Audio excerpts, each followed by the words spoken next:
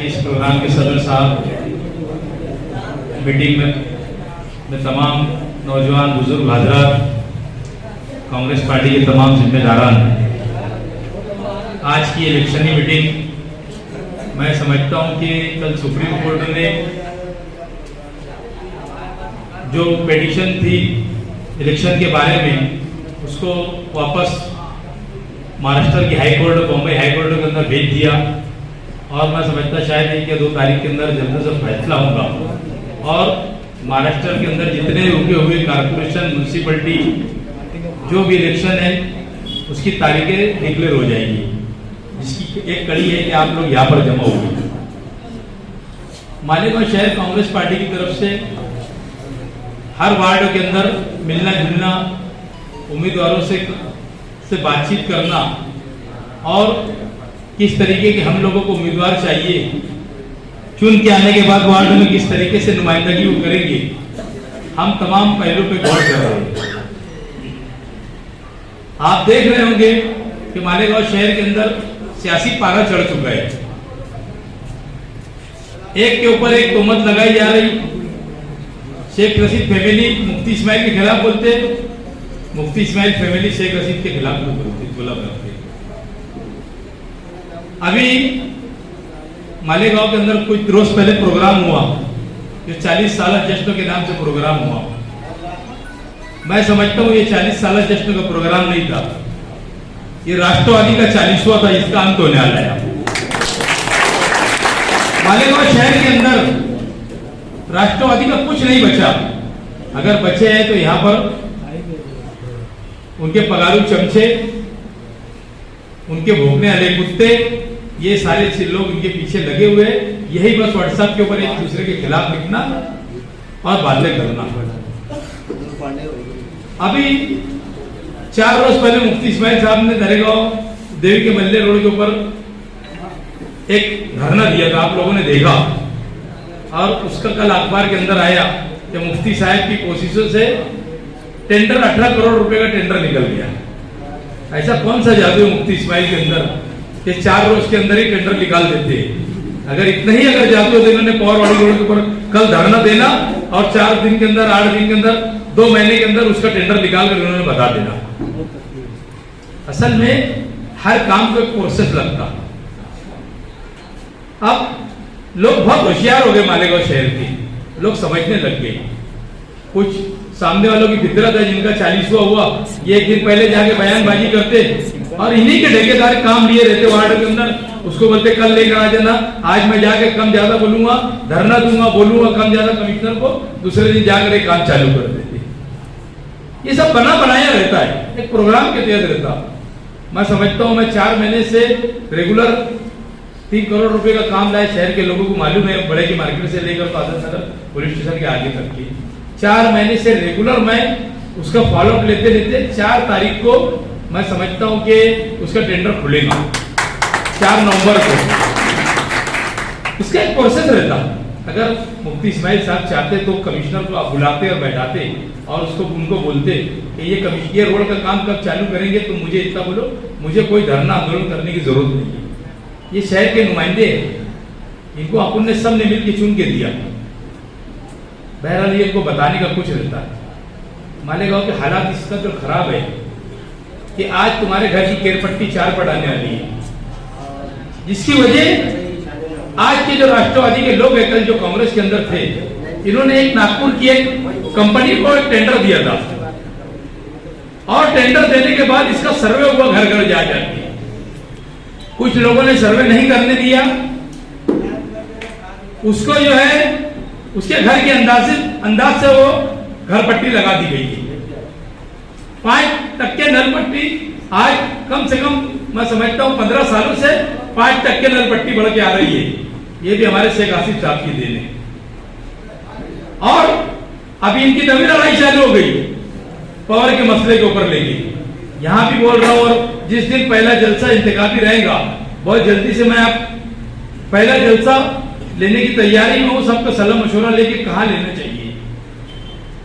जब मालेगांव शहर के अंदर असेंबली का इलेक्शन हुआ, मैं हर स्टेज से बोला करता था कि मालेगांव के अंदर एक बड़ी मुसीबत आने वाली है और और अगर हम लोगों का साथ दिया आप लोगों ने, मुफ्ती इस्माइल को चुन के दिए, तो हम वो कंपनी को आने नहीं देंगे।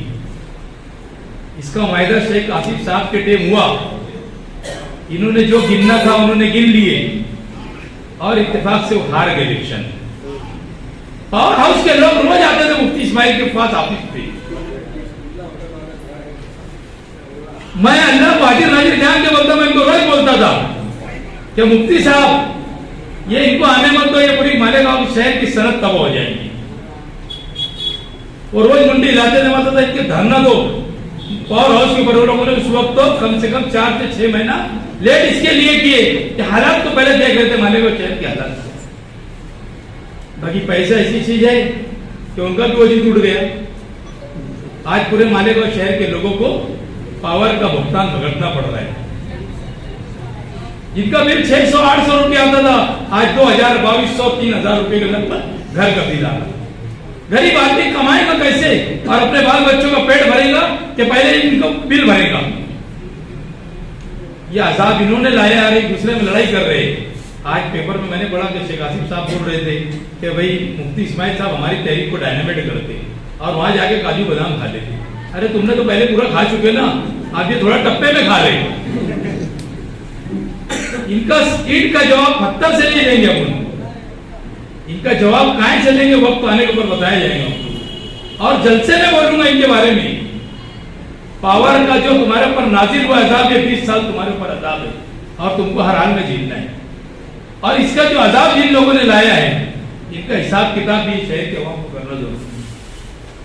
जो बेवकूफ बना रहे हैं शहर के अंदर, कभी पावर के नाम पर, कभी पानी पट्टी के नाम पर, खुद ने केयर पट्टी बढ़ाए और मोमेंटम भी जाके दे रहे। कितने बेशर्मी की बात है। और लोगों इनकी तो रिकॉर्डिंग है बाकायदा, इनकी रिकॉर्डिंग व्हाट्सएप पर चल रही है। इन्होंने ही केयर पट्टी बढ़ाया और ये कहा कि शहर के अंदर अगर केयर पट्टी बढ़ती है तो करोड़ों रुपए के काम में 100 करोड़ रुपए की आमदनी बढ़ेगी। ये शहर की आवाम ने कारपोरेशन के आने वाले इलेक्शन में इनको पूर्व ये बेशर्मी से बोलते हैं कि हमको इख्तियार दो। 5 साल इख्तियार के ऊपर थे, इन्होंने इतना अत्याचार किया 5 साल के अंदर। कारपोरेशन इलेक्शन इतना कारपोरेशन के अंदर इतना भ्रष्टाचार किया, मैं समझता हूं मेरे 25 साल कारपोरेटर मैंने इतना भ्रष्टाचार किया। 11 करोड़ 78 लाख रुपए का गवर्नमेंट फंड दे रही थी, वो भी कहां से दे रही थी? शिवाजी पुतले के पास से लेकर दरेगांव तक की। आज वही कम से कम 50 करोड़ रुपए के आसपास का रोड ही बनाने जा रहे सब, और ठेकेदार को 15%, 20% अभाव, यानी 1 करोड़ रुपए के ऊपर 15 लाख रुपया जायद दिया गया। ये तुम्हारे शहर की, तुम्हारा अपना गरीबों का पैसा इन्होंने इस तरीके से भ्रष्टाचार कर दिया। क्या जरूरत क्या है? तुम मुझे बताओ, आगरा रोड से आप जाते होंगे, जो खंबे बीच में लगे वो खराब है। बाकी लूट मार करने का तरीका मैं बता रहा, इनका तरीका कैसे रहता कि उसके वहां पर भी नए खंबे लगाने का उन्होंने टेंडर किया, क्योंकि इनको लूट मार करने की थी। 18% इन्होंने अभाव दिया। 1 करोड़ के ऊपर 18 लाख रुपया। आप तो बताओ कि कितना पैसे का भ्रष्टाचार हुआ मालेगांव कारपोरेशन।